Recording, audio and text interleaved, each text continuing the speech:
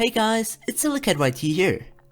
Very recently, there has been a huge discovery I made in the beloved game called Minecraft.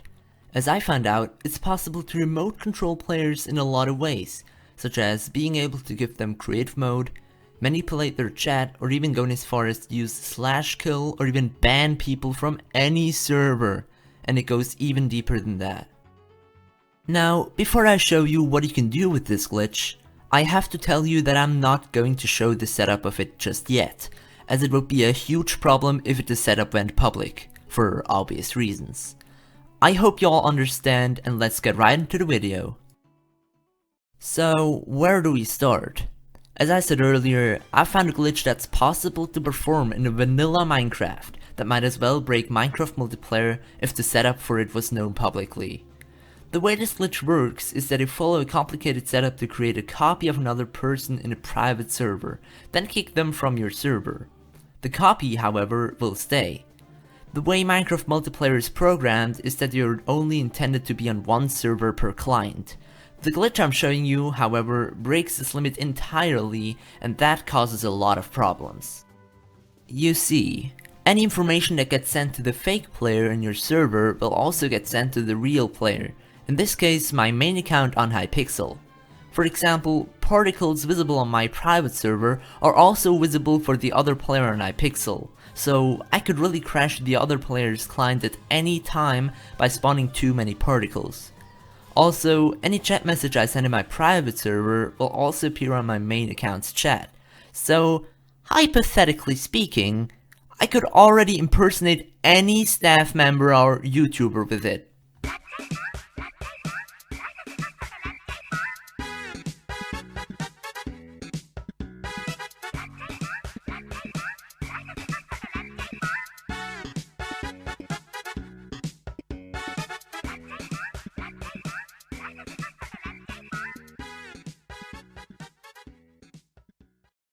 I can also manipulate my victim's game mode to either troll them, give them an unfair advantage over other players, or just making them fly unwillingly with spectator mode, which could get them banned. Most things shown here are just client side, so you can still get hurt in creative mode for example, but you can still fly without having hacks on, and all of this can be forced into a player without even being on the same server as the one doing the commands. I will show you some more minor things that you can do with the other person's account before I'll go over the really game-breaking stuff, so stay until the end. What better way to start than to literally give yourself any item you want in unlimited amounts? Don't worry though, as these items are just ghost items and will be deleted if you touch them. How about damaging people from another server? That sounds reasonable to me. As well as changing their XP amounts client side, making every item they have invisible with /clear, or giving them any advancement in the game, even custom advancements by the way. That all was just a glimpse of what minor stuff you can do with the glitch I found, relatively speaking. Now let's get to the real big stuff. Teleportation. Yes, you heard me right. You can teleport players around on any server, whenever and where you want. Most servers will get that detected by their anti-cheat, which results in a ban if you do it repeatedly by the way, but it actually works on some servers just fine.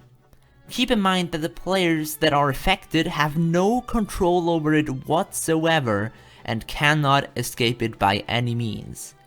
But it gets even worse from here.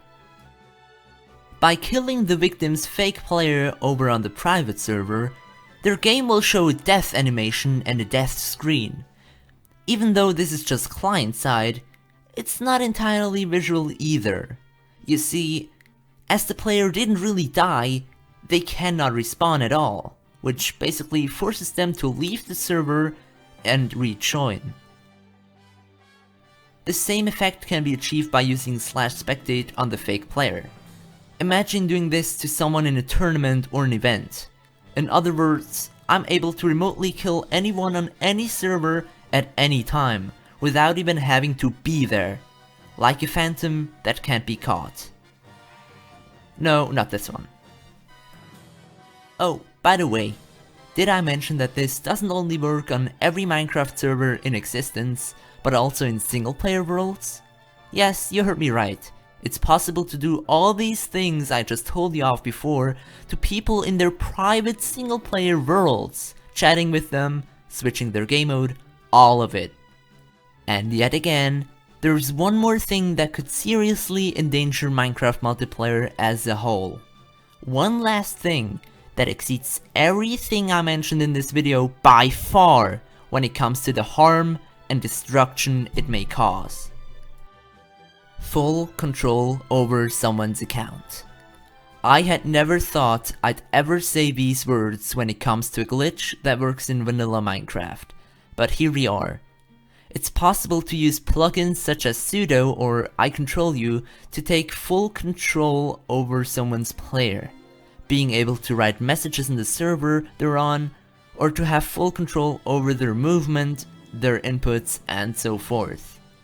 Just imagine what would happen if someone took complete control over a Hypixel staff member, or just look at how easy it is to grief single player worlds with this. Now that we've taken a look at the dangerous stuff, let's now go on with the weird stuff that happens when you log back into the private server. The first thing we notice is that there are two players with the same name, which is not usually possible without plugins. By executing the initial glitch to copy the player again, no clone will be made. However, there are three possible outcomes. Outcome 1.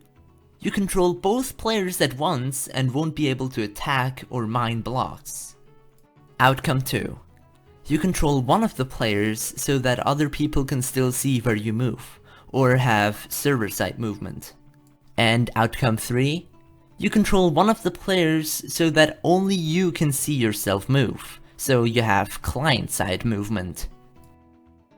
The first outcome is weird of itself, but there is more to it. Every block you place will become an air block which is tangable for you, but nobody else. In other words, you can bridge with air blocks, which I believe has never been done before. The second outcome is not really special. There are still two people with the same name, so some commands don't behave normally, but that's it. The third outcome, however, is the most interesting one to me. Again, you can bridge with air blocks, but that's not all.